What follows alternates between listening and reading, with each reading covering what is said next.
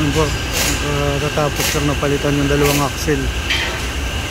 Kasi pagka nagre-redondo, tumutunog yung pala, ang axle ay sira na yung isa.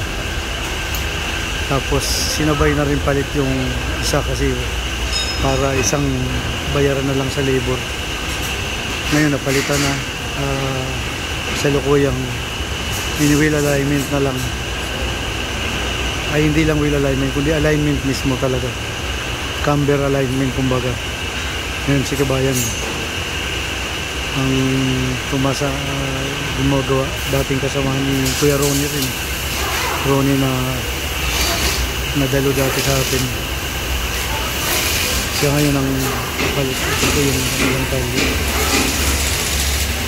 nalipat na galing kami kanina doon, kasi ngayon nilipat dito sa wheel alignment. Natapos mapalitan yung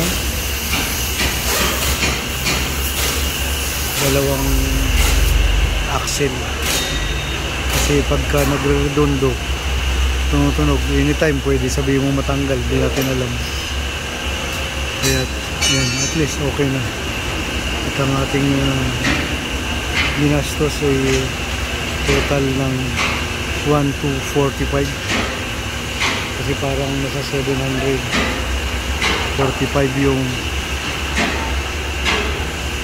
parts. Meron pang dalawang pinalitan na bushing dito sa kabila, kaya okay na yan. Ngayon siwayan, ngayon kasama alignment, ibig sabihin kung 745 yung parts, yung malabas ng labor ay 500 pala. Kaya okay na rin. Kaya pati yun dito, kasi ilalim yung pinalitan na dalawang bushing. Tapos yung dalawang sa ibaba do sa harapan yung axle. Ayan, kaya total only noon 745 yung parts, plus ikabayan yung na-align ngayon, full alignment.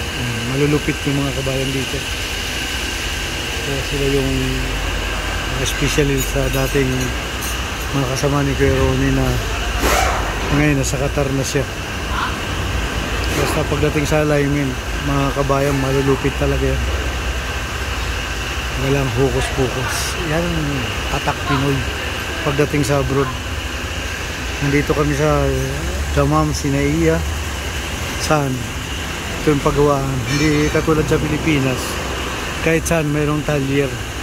Dito halos yan, kung siguro mahigit isang 500 or 200 na shops, pati spare parts dito na rin makikita. Mahaba yan yung lugar ng Damam. Tawagin ay Sinaiya.